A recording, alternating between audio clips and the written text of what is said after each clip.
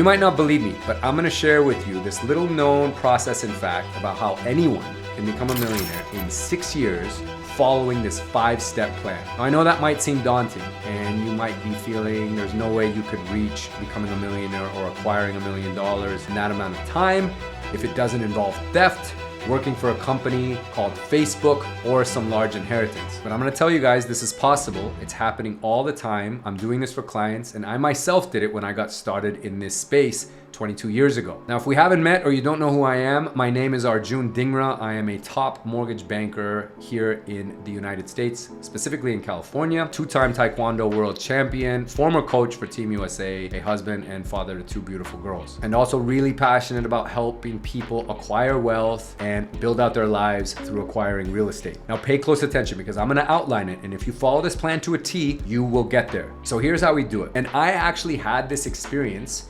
with an actual client just 10 years ago. I had a fraternity brother who was an alumni, so he was a bit older than me, and his son was set to graduate from the fraternity, and he wanted him to talk to me because this alumni was a client of mine. Instead of giving his son a bunch of money to travel around Europe like everybody else was doing at the time, he said that he wanted to gift him some money so that he could put a down payment on a house and get into real estate the same way he did. He asked me to advise him on this, so we started this same game plan that I'm sharing with you guys now. So here's how he did it. The first thing you'll want to do, which is step 1, is to use a low down payment option to acquire this first property that you will live in. Now, there's an FHA loan option, there's conventional, there's even VA if you have that status to where you can put down no money. But for planning purposes, you want to be thinking in the context of 3 to 5% down. So for example, a $600,000 home would require at a minimum $18,000 for a down payment. Next, what you're going to do is after acquiring this home, and of course you need to qualify for it, so having a job out of college is definitely going to help, or getting a co-signer on there to help you out, is you'll move into the house, and then you'll want to receive what is called boarding income or renting out bedrooms. You'll have a lot of buddies obviously that may not be doing the same thing, probably those guys in his case that had gone and traveled about all over Europe for the entire summer and came back and needed a place to live. So renting out rooms to help you offset your mortgage cost, potentially even break even, is the key, and you're gonna do this and stay put for 1 year. Step 2 is to essentially rinse and repeat. After being there for 1 year, you are eligible to buy a new owner-occupied home, which means that you can still qualify using any of those low down payment options that I outlined in step 1. So going back to my client, he acquired another single family residence using an FHA loan again with 3% down, and now has 2 properties. He moved out of the first one and fully rented out the home to a family to where he could actually charge a little bit higher rent because rents had continued to escalate during that last year. And in the new house, he repeated what he did in step 1, which is to rent out bedrooms to his friends or other people that he knew so that he could help offset the majority of his monthly mortgage expense. Now, step 3 and 4 was to rinse and repeat this yet again. On his third property, going back to the example of my client, he actually diversified his real estate holdings and went after a multi-unit property, which was a triplex. So he bought a 3-unit building,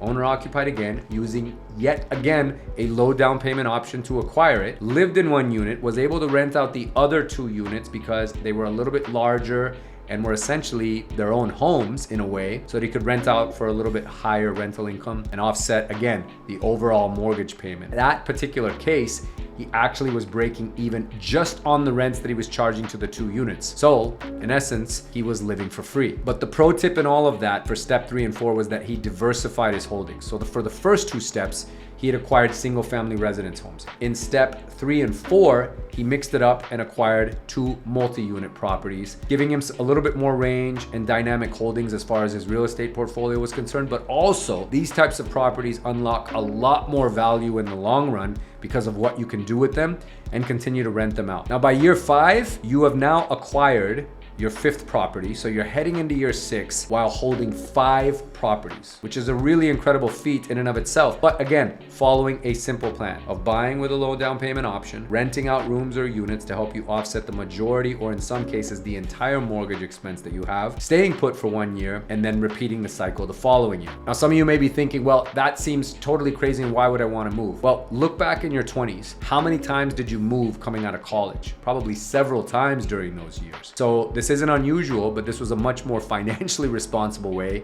because instead of signing a new apartment lease or a new lease with buddies on a house that was just a party pad, and every year being faced with having to pack up, move out, find a new place, you're actually doing something that's building equity into your future. You're building equity in terms of your overall net worth. You're creating some long-term wealth by way of owning real estate. Now, at this point in the story, that particular client heading into year 6 with his 5 properties he owned, because during those 5 years, there was a really strong run up in appreciation in the market that he purchased in. The net worth of all of those properties that he had in terms of equity, combined with his own holdings and his other savings and investment strategies that he was doing, because he was responsibly putting money away into his 401k, investing into some stocks, and I think it's a great idea to always diversify. A lot of times in my videos, people get the idea that I'm preaching only acquire real estate, but in actuality, I think a diversified approach is healthy. I just believe in real estate and its historical run and proof of concept of creating long-term wealth for people and being the true asset that stands the test of time, because shelter never goes out of style. People always need a place to live. When they leave a place, they end up needing another roof to have over their head. So it kind of recycles itself and is always in that kind of demand. Now, I know a lot of you skeptically may be thinking, how is it possible that you could actually do this? This sounds way too good to be true. Again, if you think back on your 20s, you're moving a lot anyways. So if you do so with an ownership mentality and perspective, instead of just looking for the next place that you're gonna live in and party, you can actually do this same thing that my client did and many others have done. It just requires financial discipline and that outlook and strategy and a goal of actually wanting to achieve this. Now, you don't have to go for 5 properties. You could maybe go for 3. But in my client's case, by the time he was into that 6th year, he'd actually met somebody significant in his life and he wanted to start a life together with someone. So he looked at acquiring an owner-occupied residence that he was gonna live in for the long run, because now by this stage, he was in his late 20s. Again, looking to settle down. Things were going really good for him at work. He's got 4 properties aside from the one that he was living in that are doing well. The 5th one was doing pretty okay on its own. It was debt servicing, or in this case, the rent was covering the actual mortgage payment. So we thought, well, if I tap some of the equity from these homes, or if I was to sell one, I can roll that in as a large down payment, which is exactly what he did to acquire his 6th property, which was the one that he ultimately settled down in and is in that same home today in 2023. So whether it's 1 home, 2 homes, 3 homes, 5 homes, or maybe even more, just know this is all possible with the right outlook and strategy and working with the right people. So now you've got some options. Here's option 1. If you've gotten any value from this video or the story that I've shared with you about my client from years ago, please hit the subscribe button and like this video, because it helps us reach more people and share this story with others, and it would mean a lot to me. And going back to my client, here's how that story actually ended. That 6th property that he acquired by way of selling one of the properties that he used for a really large down payment to acquire this dream home, if you will, he was able to take the positive cash flow from the other 4 properties that he had and actually cover most of his living expense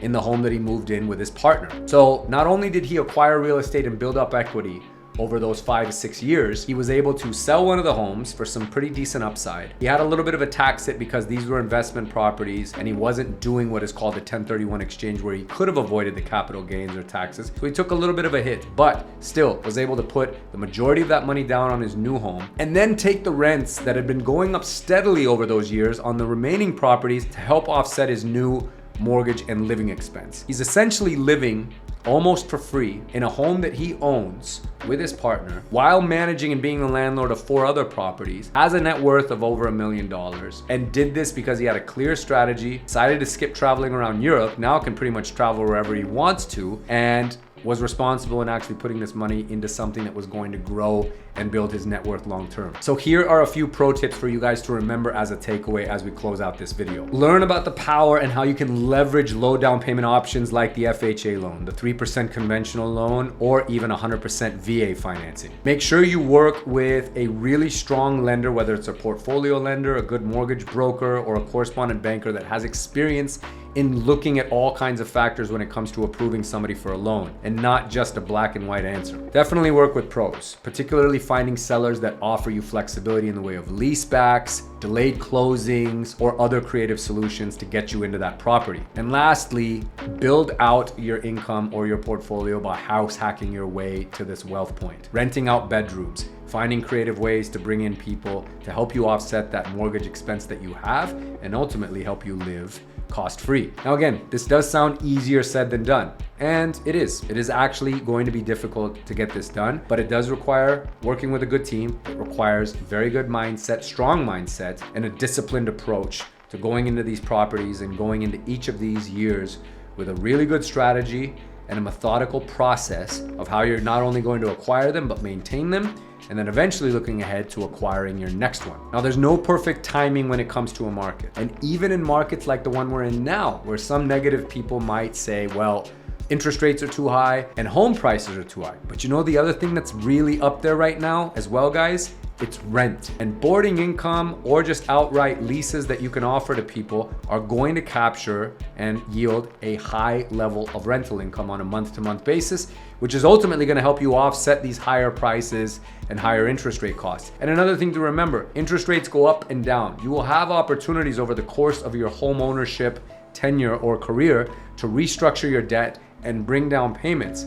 And if rents continue to climb, which they definitely are forecasted to, that spread of cash flow between what you're bringing in and what you owe on the property on a month-to-month basis is only going to get wider. So it requires patience, a lot of consistent focus, and looking ahead. Again, working with the right team. No such thing as perfect timing, like I mentioned, guys, but if you've got the right approach and you don't wait, but just actually get in there, you'll find that you'll get on this ladder and you'll start building your way up. So I'm curious to know and appreciate any comments or feedback on this. If any of you have experienced this yourself, or you've had a home ownership journey or property acquisition journey that you've been on, please share it in the comments. Let me know how it's worked out for you. And if this was helpful to you, also please let me know so that we can always make sure that we not only respond to your comments and the feedback that you give, but that I continue to come up with content like this that's going to be helpful to you as you guys grow your real estate portfolio and overall wealth. I'll see you guys in the next video.